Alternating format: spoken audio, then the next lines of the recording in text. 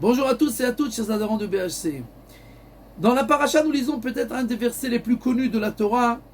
Ve'aish Moshe anav meod mikol adam asher al pnei adama. Moshe Rabbeinu était la personne la plus humble de tous les hommes qui étaient sur la surface de la terre.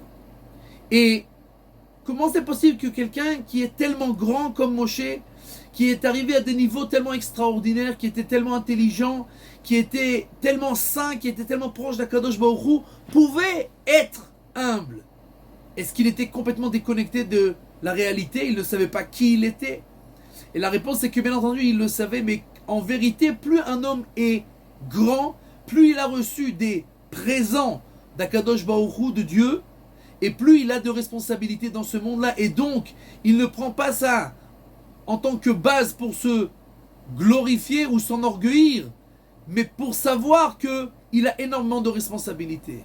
Rabbi Israël Salanter disait sur lui-même qu'il était un génie comme 1000 génies, mais qu'il avait aussi la responsabilité comme 1000 génies, et il ne sait pas est-ce qu'il pourra remplir son devoir. Quand sa femme est venue une fois lui demander, ils étaient très pauvres, et ils vivaient vraiment dans le minimum, et sa femme lui a demandé de la bénir pour quelque chose qu'elle voulait faire.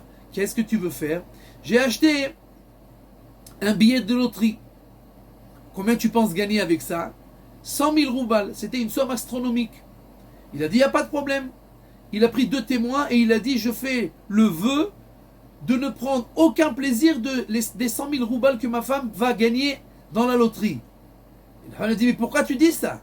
Il dit, écoute, Dieu ne donne pas de cadeaux. 100 000 roubles, c'est énormément d'argent. On pourra acheter avec ça de la nourriture jusqu'à la fin de nos jours. En veux-tu, en voilà. Et ce qui restera de l'argent, c'est pas un cadeau.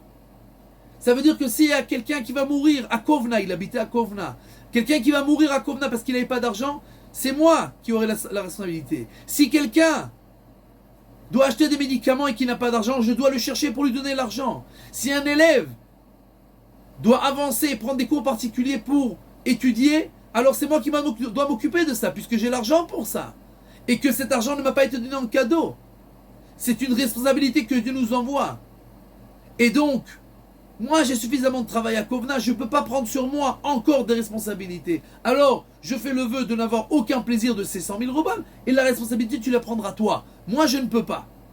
Et quand quelqu'un comprend véritablement que tous les cadeaux que Dieu nous donne, que tous les niveaux que Dieu nous donne, c'est d'un côté un cadeau, mais de l'autre côté une responsabilité, et donc bien entendu, on ne peut pas s'enorgueillir, on peut seulement comprendre que j'ai maintenant beaucoup plus de travail que les autres, beaucoup plus de responsabilités que les autres, et donc je dois rester le plus humble des hommes, comme mon cher Rabbeinu qui avait compris bien entendu cela.